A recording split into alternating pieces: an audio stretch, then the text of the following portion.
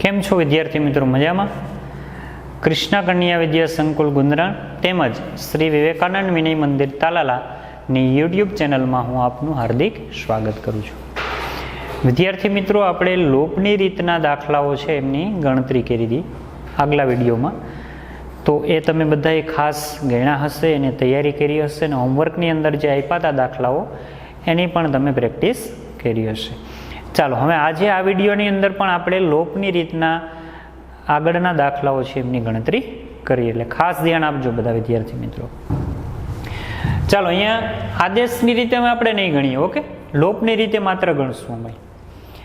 અહીંયા પ્રથમ જે દાખલા નંબર 2, પહેલાનો પેટા બીજો દાખલો, એના 2 સમીકરણો આપ્યા છે.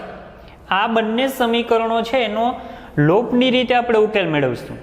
તો વિદ્યાર્થી મિત્રો, તમને હવે ખ્યાલ આવ્યો હશે કે લોપની રીતમાં શું કરવાનું? કોઈ એક ચલનો લોપ કરશું, કાં ચલ એક્સનો બંને સમીકરણમાંથી લોપ કરશું અથવા તો ચલ વાયનો. તો હવે જે ચલનો લોપ કરવો હોય એ ચલના સહગુણક સમાન હોવા જોઈએ, સમાન બનાવવા પડે, ન હોય તો. ઓકે, તો અહીંયા જુઓ, તમે જોઈ શકો, જો તમારે એક્સનો લોપ લેવો હોય તો એક્સની આગળ જે ગુણાકારમાં સંખ્યા હોય એનો સહગુણક એ સમાન કરવો પડે. અહીંયા જુઓ, તો અહીંયા 3 છે ને અહીંયા 2 છે, એટલે સંખ્યા સમાન નથી ને, તો બંને આગળ સંખ્યા સમાન બનાવવી પડે. તો હવે બંનેને તમારે ગુણવા પડશે. જુઓ, તો અહીંયા અને અહીંયા 2 અને 3 અવિભાજ્ય છે, તો એમનો લસા શું થાય? 2 અને 3 નો 6. તો અહીંયા 6 લેવા માટે સમીકરણ 1 ને તમારે 2 વડે ગુણવું પડે, અને અહીંયા 6 લેવા માટે સમીકરણ 1 ને તમારે 3 વડે ગુણવું પડે. તો બંને સમીકરણને તમારે ગુણવા પડશે. તો હવે વિચારો કે વાયનો લોપ કરવો હોય તો એવું જરૂર નથી કે એક્સનો જ લોપ કરવો, બરાબર? તો સમીકરણ અહીંયા જુઓ, વાયનો સહગુણક 4 છે અને બીજા સમીકરણમાં 2 છે. તો હવે આ બેનો લસા શું થાય? 4. તો જુઓ, અહીંયા તમારે માત્ર સમીકરણ 2 ને જ ગુણવું પડશે. તો બંને સમીકરણને ગુણવા કરતાં એકને ગુણવું વધારે સારું, એટલે સ્ટેપ આપણે ઓછા પડે લખવામાં. ખ્યાલ આવે બધાને? ચાલો, તો અહીંયા આપણે વાયનો લોપ લેશું, એટલા માટે સમીકરણ 2 ને કેટલા વડે ગુણશું? 2 વડે. સમજાય બધાને? આવી રીતે સૌપ્રથમ સમીકરણો 2 ને નિરાતે જોઈ અને વિચારી લેવાનું. ડાયરેક્ટ તમે ગણવા મળશો તો જવાબ આવશે, પણ થોડુંક લખાણ લાંબુ પડશે. ચાલો, તો સમીકરણ અને બીજો ફાયદો શું થાય? જુઓ, અહીંયા બેની નિશાની જુઓ અલગ અલગ છે, એટલે સરવાળો થશે. જો બેની નિશાની સરખી હોય, જો એક્સનો તમે લોપ લેતા હોત ને અહીંયા, તો આ એ પ્લસ છે ને આ એ પ્લસ છે, તો બે નિશાની સમાન છે, તો તમારે એની બાદબાકી કરવી પડે. તો બાદબાકી કરવા પછી નિશાની બદલાવી પડે, એટલા માટે એ અઘરું પડે થોડું. ચાલો, જોજો, અહીંયા સમીકરણ 2 ને 2 વડે ગુણી અને સમીકરણ 1 સાથે સરવાળો કરતા, એવું સીધું સ્ટેપ લખવાનું. સમીકરણ 2 ને 2 વડે ગુણી સમીકરણ 1 માં ઉમેરતા, અથવા સમીકરણ 1 સાથે સરવાળો કરતા, એમ લખો તોય ચાલે. રેડી?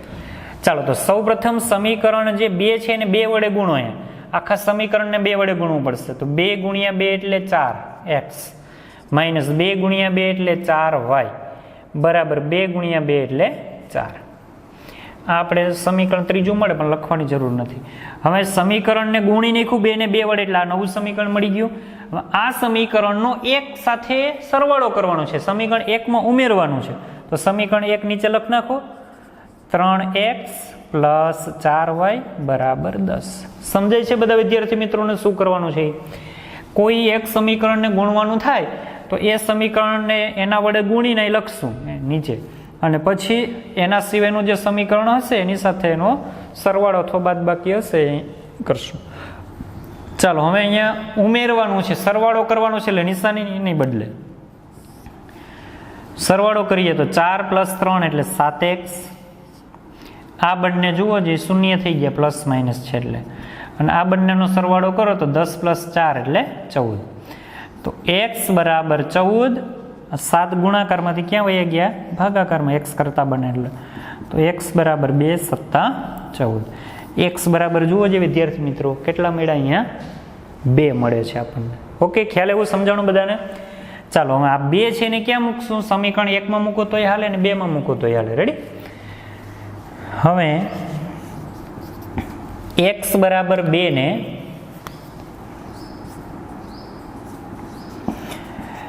સમીકરણ ક્યાં મૂકશું? 2 માં. સમીકરણ 2 માં મૂકતા ચાલો તો સૌપ્રથમ સમીકરણ 2 લખ નાખીએ. 2x - 2y બરાબર 2. 2 ગુણ્યા x બરાબર 2 માઇનસ 2y બરાબર 2. 2 ગુણ્યા 2 એટલે 4. 2y બરાબર 2. તો -2y બરાબર +4 છે એ બરાબરની સામે જાય તો -4. તો -2y બરાબર -2y થાય તો બંને સાઈડ માઇનસ છે એટલે પ્લસ થઈ જાય. 2/2 એટલે 1. 2/2 એટલે 1 થશે ને, ભાગાકારમાં જશે એટલે. તો y બરાબર કેટલા મળશે? 1. તો ઉકેલ મળી ગયો. જુઓ ઉકેલ x બરાબર 2 અને y બરાબર 1 મળે છે. ખ્યાલ વિદ્યાર્થી મિત્રો ખૂબ જ સરળ છે. હજી આમાં થોડીક ગણતરી લાંબી કરવી તો થાય, પણ આપણે અહીંયા લોપની રીતે ગણવામાં ખૂબ જ સરળતાથી ગણવો હોય દાખલો તો આવી રીતે ગણી શકાય. વધારે લાંબા સ્ટેપ લખવાની જરૂર નથી. આ દાખલો છે એ આપણને 2 ગુણની અંદર પણ પૂછી શકે. આવો સરળ સમીકરણો હોય આવા તો 2 માર્ક્સની અંદર આ દાખલો પૂછાય. લોપની રીતે ઉકેલ મેળવો 2 માર્ક હોય, અને થોડાક અઘરા સમીકરણો હોય તો 4 માર્ક્સની અંદર પૂછે. ઓકે, ખ્યાલ આવ્યો બધાને? ચાલો હવે આદેશની રીતે નથી ગણતા, એ તમારે હોમવર્કની અંદર એની પ્રેક્ટિસ કરવાની છે. ઓકે વિદ્યાર્થી મિત્રો, ચાલો ત્રીજો દાખલો ગણીએ આગળ. અહીંયા 2 સમીકરણો આપ્યા છે, પણ જુઓ અહીંયા x અને y વાળા પદ ડાબી બાજુ હોય, અચળ પદ ક્યાં હોય? જમણી બાજુ. ખ્યાલ છે ને બધાને? તો આ સમીકરણોને પ્રથમ વ્યવસ્થિત ક્રમમાં ગોઠવીએ. જુઓ આ y વાળું સામે જવા દઈએ તો 3x - 5y -4 છે બરાબરની સામે જાય તો +4. આ સમીકરણ પહેલું. અહીંયા જુઓ x વાળું પદ ડાબી બાજુ છે તો y વાળું પણ ડાબી બાજુ લ્યો તો 9x - 2y થશે ડાબી સાઈડ આવ્યા તો, અને બરાબરની સામે +7 છે જ. આ સમીકરણ 2. કાંઈ નથી કર્યું, માત્ર સમીકરણોને ક્રમમાં ગોઠવા છે. બરાબર. ચાલો હવે શું કરીએ? અહીંયા x વાળા પદનો લોપ લેવો છે કે y વાળાનો એનું વિચારવાનું. બરાબર. તો પ્રથમ x નું વિચારો.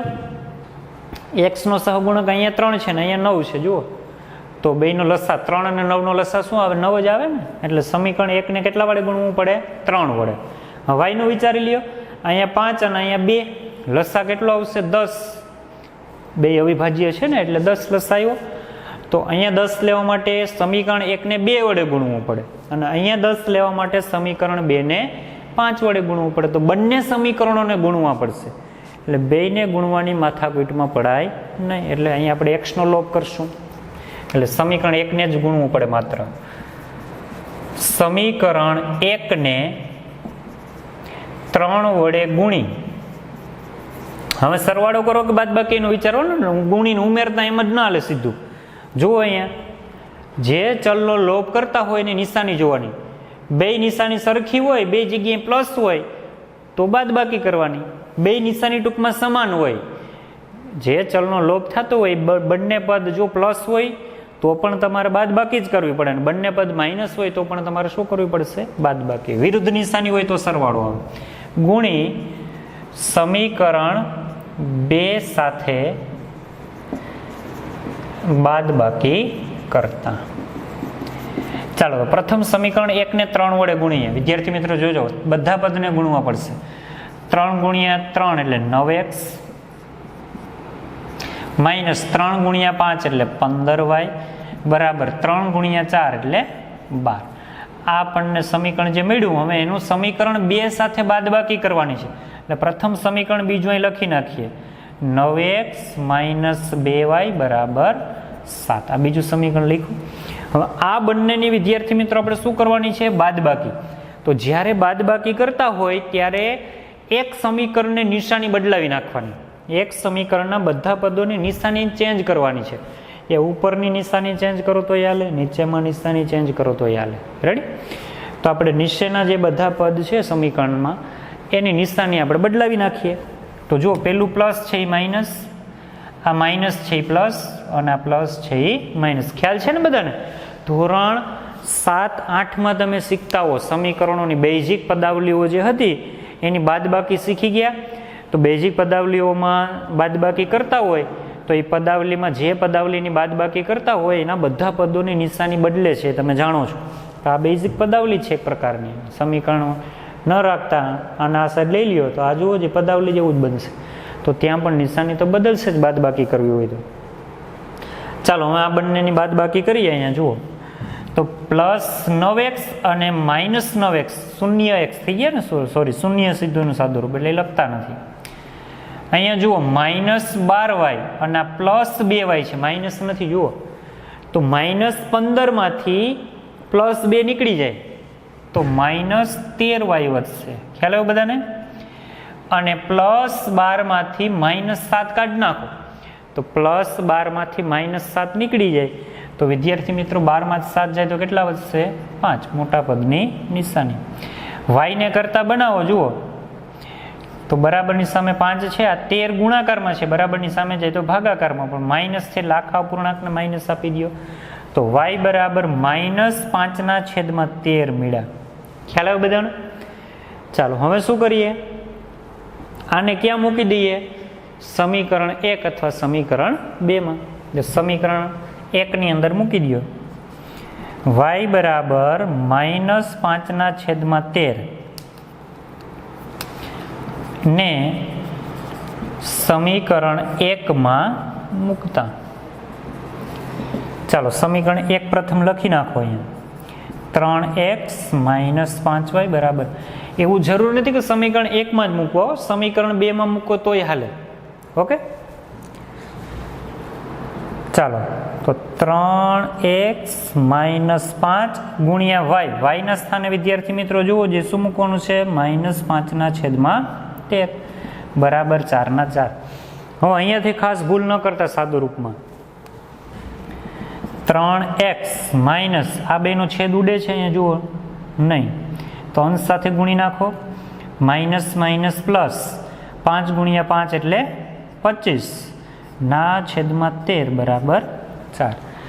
હવે અહીંયા આ અપૂર્ણાંક પદ છે, આ પૂર્ણાંક છે એટલે લસા લેવો પડે તો આનો આની હારે ગુણાકાર કરી નાખો એટલે લસા થઈ ગયો. 13 તેરી 39 x પ્લસ 25 અને આ 13 ભાગાકાર લસા છે એટલે ભાગાકારમાં હોય બરાબરની સામે છે 13 ચોક 52. ખ્યાલ આવે બધાને? ચાલો x ને કરતા બનાવો અહીંયા તો 39x બરાબર પ્લસ 25 છે બરાબરની સામે જાય તો માઇનસ તો 52 માઇનસ 25 તો 39x બરાબર 52 માંથી 25 કાઢી નાખો તો કેટલા વધશે? 27. તો x બરાબર 27 ના છેદમાં 39. છેદ ઉડતો હોય તો ઉડાડશું, બાકી આન્સર આવ્યો કહેવાય. બરાબર. અહીંયા 13 તેરી 39 અને 9 તેરી 27 હવે બે ભાગ પડે ને. અહીંયા 9 ગુણ્યા 3 અને અહીંયા 13 ગુણ્યા 3. ખ્યાલ આવે બધાને? 3 3 ઉડી ગયા તો x બરાબર શું મળ્યું? 9 ના છેદમાં 3. તો આમ સમીકરણ યુગ્મનો ઉકેલ x બરાબર 9 ના છેદમાં 13 અને y બરાબર કેટલા હતા વિદ્યાર્થી મિત્રો? -5 ના છેદમાં 13 મળે છે. ખ્યાલ આવે બધા વિદ્યાર્થી મિત્રોને? તો આ જે લોપની રીત છે એના આપણે 3 દાખલાઓ ગણી લીધા છે એટલે તમે બધા વિદ્યાર્થી મિત્રો એને હોમવર્કમાં ગણજો અને આગળના દાખલાઓ છે એની પણ તૈયારી કરજો. આ વિડીયોની અંદર આટલું જ. Thank you.